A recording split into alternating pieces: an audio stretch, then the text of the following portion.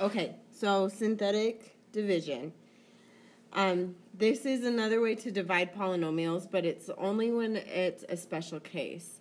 So let's look at this. So synthetic division is a shortcut to divide polynomials, but it only works when dividing by a linear binomial with a coefficient of 1. So what that means, let's look at all these things. We can only divide by a linear binomial. That means it has to be in the form of x plus or minus some number. Okay, but this just has to be an x. It can't have any number in front of it to do this, okay? So like if we're looking at these, that first one, I can do it with. Yep. Second one, no, I cannot do it with that one. I can't do it with that one. I can do it with that one, and I cannot do it with that last one. Okay, so let's look at this. Change it to a 2, sorry. So inside is where the coefficients go.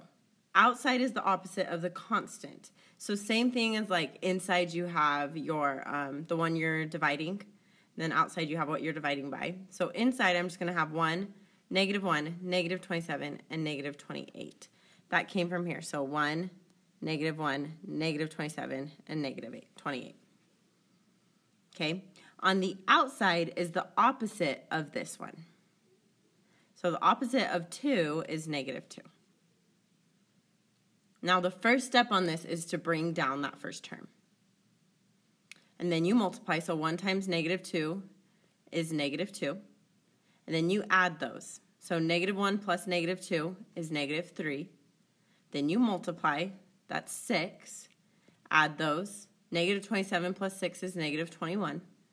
-21 times -2 is 42. Add those and you get 14.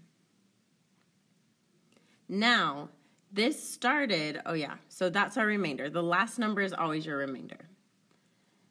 And then the other numbers are the coefficients to the solution. So this started at an x cubed, which means we're just going to go 1 less, and this is going to be x squared.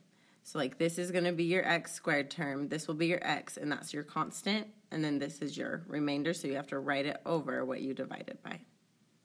So that's where you get the x squared minus 3x minus 21 plus 14 over x plus 2. Okay, let's do another one. So these are the steps. You bring down, you multiply, then you add, and then you repeat the multiplying and the adding. So here we can do it with this one. So on the outside I have a 2. On the inside I have 3, -22, 37, and -10. So that's going to be 3. 3 times 2 is 6. -22 plus 6 is -16. Times 2 is -32. 37 plus -32 is 5. 5 times 2 is 10. -10 plus 10 is 0. So we don't have a remainder. That was to the third power to start, so this is going to be to the second power. So that's going to be 3x squared minus 16x plus 5. Okay. Skip C and D. Let's do E. So this one, we're missing an x squared. So that means we have to put a 0 in for the x squared the same way we did it when we were doing this with long division. So now that's going to be -8 on the outside, and then 1, 0, -49, and 120 on the inside. Bring down that 1. 1 times -8 is -8. 0 plus -8 is -8. -8 times -8 is 64. -49 plus 64 is 15. 15 times -8 is -120, which is 0. So no remainder, and this is going to be x squared minus 8x plus 15. Cool. Skip F, and we are actually not going to do this right now. Or actually, yeah, we are. Sorry, I'm just kidding. So for these ones, we want to get it down to its factors to determine its zeros. Okay, so we're going to start by dividing this. So we have a 4 on the outside, and then 1, -5, 2, and 8. So you can bring down the 1. 1 times 4 is 4. -5 plus 4 is -1. 1 times -1 times 4 is -4. which is negative 2. Negative 2 times 4 is negative 8, which is 0. So this is going to be x squared minus x minus 2. Now, if we factor this, we're seeing what multiplies to be negative 2 and adds to be negative 1, which is negative 2 and positive 1. So that's where you get the x minus 2, x plus 1. So the completely factored form there is x minus 4, x minus 2, and x plus 1. You cannot forget this one. This one is also a factor. Okay?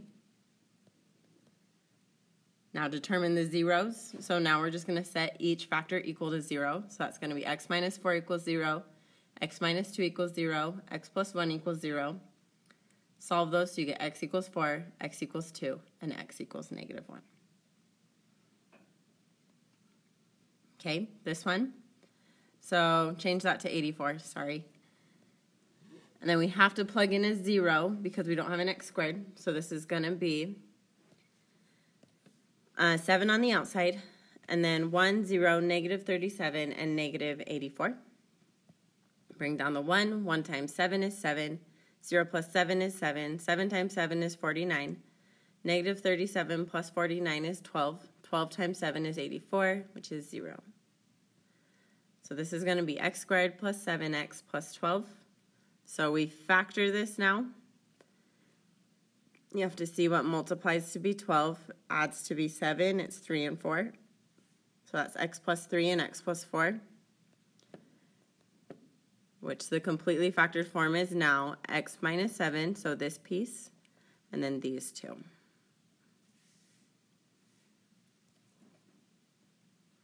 Our zeros, we can set each of those equal to 0, so you get x equals 7, x equals negative 3, and x equals negative 4. Cool. Skip those next 3. And then these ones won't be too bad. So consider the following polynomial. And we want to divide it by x plus 4. So let's use long division. So we have negative 4, then 1, 1, negative 4, 41. So bring down the 1. 1 times negative 4 is negative 4. 1 plus negative 4 is negative 3. Negative 3 times negative 4 is 12. Negative 4 plus 12 is 8. 8 times negative 4 is negative 32, which is 9. So 9 is our remainder there. So that's x squared minus 3x plus 8 plus 9 over x plus 4. Well, now let's find f of negative 4. So we're just going to plug that in. So we have negative 4 cubed plus negative 4 squared minus 4 times negative 4 plus 41. Well, if you plug that into your calculator, you get 9. So plugging that in, plugging this number in to the function will give you the remainder. Okay, that's called the remainder theorem. Okay, so let's do the same thing with this one. So we divide it by 9, so that's going to be 9, 7, negative 63, 0, 9, and negative 80 because we have to have that 0 in there. Bring down the 7. 7 times 9 is 63. Negative 63 plus 63 is 0. 0 times 9 is 0. 0 plus 0 is 0. 0 times 9 is 0. 9 plus 0 is 9. 9 times 9 is 81. Negative 81, or negative 80 plus 81 is 1. So this is 7x cubed. We don't have an x squared. We don't have an x plus 9 plus 1 over x minus 9. If we did that right, that means when I plug 9 into this, I'm going to get 1 out. So if I plug 9 in there, sure enough, you do get 1. Okay? So the remainder theorem, if a polynomial function is divided by x minus c, then the remainder is f of c. And then use synthetic division to evaluate the function is called synthetic substitution. So this one, if it says use the remainder theorem to evaluate f of x at c, we're just going to plug in c. Well, actually, we're going to do synthetic division, but if you plug in c, it will get you the same thing. I'll show you that in just a second. So we bring that down. 1 times negative 3 is negative 3. 5 times negative 3 is negative 15. Negative 3 times negative 3 is 9. 2 times negative 3 is negative 6, which is negative 20. Well, if we plugged in negative 3, you would have just gotten negative 20. So you don't have to do this whole thing. You can just plug this in and you will get that. Okay? Let's do one more. So you plug in -2 and you get -5. Cool? So look at this last one. So the distance in feet that a person travels on a snowboard is modeled by that equation, where t is the time in seconds. We want to know the time traveled in 1 minute. So 1 minute is the same as 60 seconds. So we're just going to say t equals 60 seconds. Then we're going to plug in 60. So that's 0.06 times 60 squared plus 10 times 60, which is 2,760, which means he traveled 2,760 feet in a minute, which is insane. I find that hard to believe, but maybe, I don't know. I don't snowboard, but it seems like you'd be going very fast if you did that. Okay, anyways, please take the quiz, and that's it. Okay, bye.